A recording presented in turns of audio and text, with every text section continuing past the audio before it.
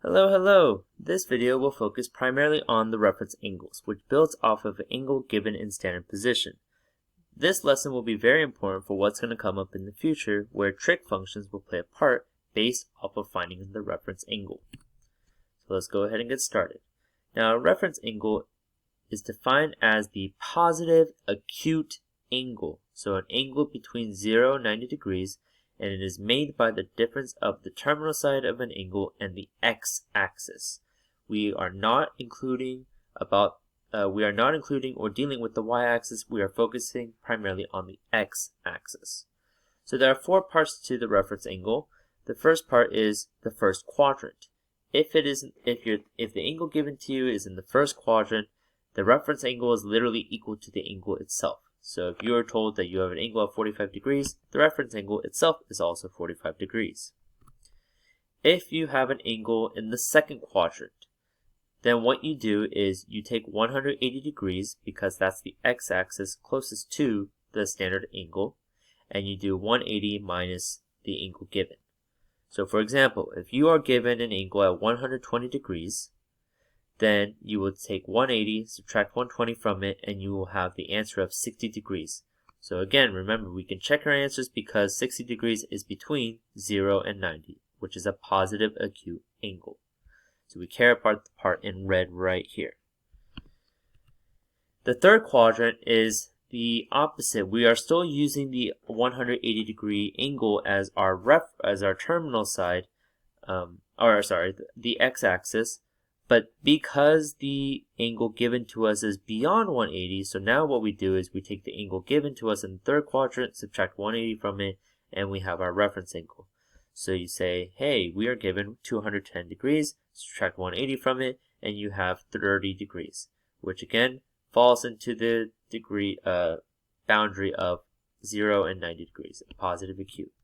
The last one is where it's in the fourth quadrant, and because now we're back to the positive x-axis on the right side, we are now going to take 360 and subtract the standard angle given to us. So if we are told that we have 305 degrees, we take 360, subtract it from it, and we are left with 55 degrees as our reference angle.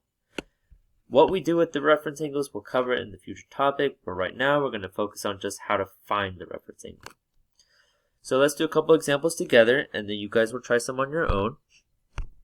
So if you are given an angle and you are told to identify the reference angle, the first thing you want to establish is which quadrant is it in, and which which x-axis are we focusing on? Are we focused on the right side or the left side? Well, 98 degrees is going to be in the second quadrant. If it's in the second quadrant, then what we do is we take 180, subtract 98 from it,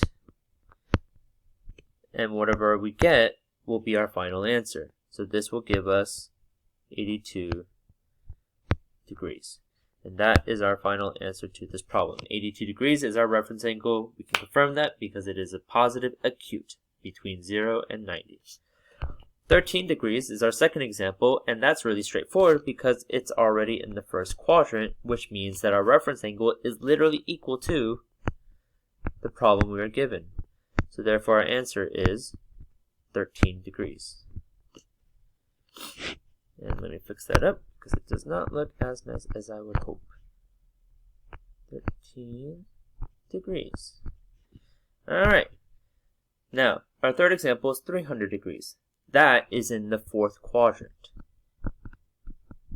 If it's in the fourth quadrant, then what we're going to do is we're going to take 360 and subtract the problem we were given, which is 300.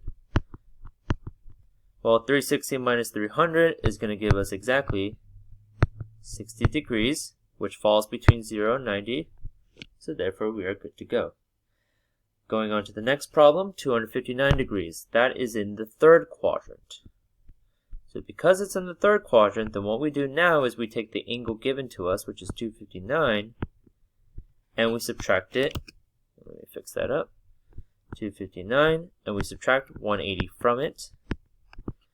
And that will give us the final solution of 79 degrees as our reference angle. And again, we know it's correct because it's between 0 and 90. As for the last one, 144 degrees, that is in the second quadrant again.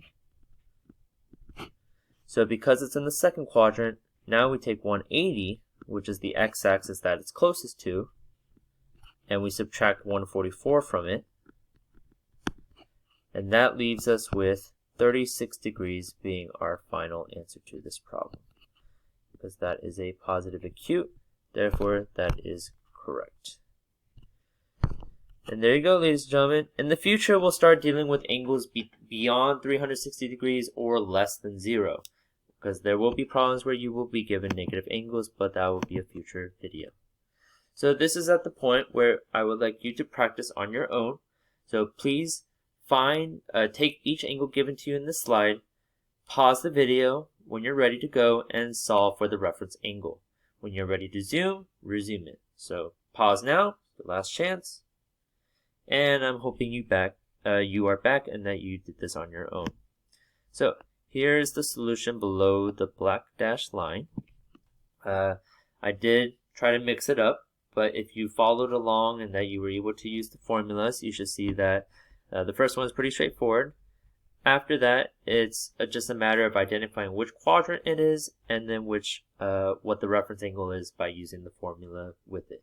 Again, you don't really have to memorize the formula as long as you remember that you are subtracting the x-axis with the terminal side of the angle, the angle itself, depending on how it is. And that is it, ladies and gentlemen. So check out the other videos on the angles.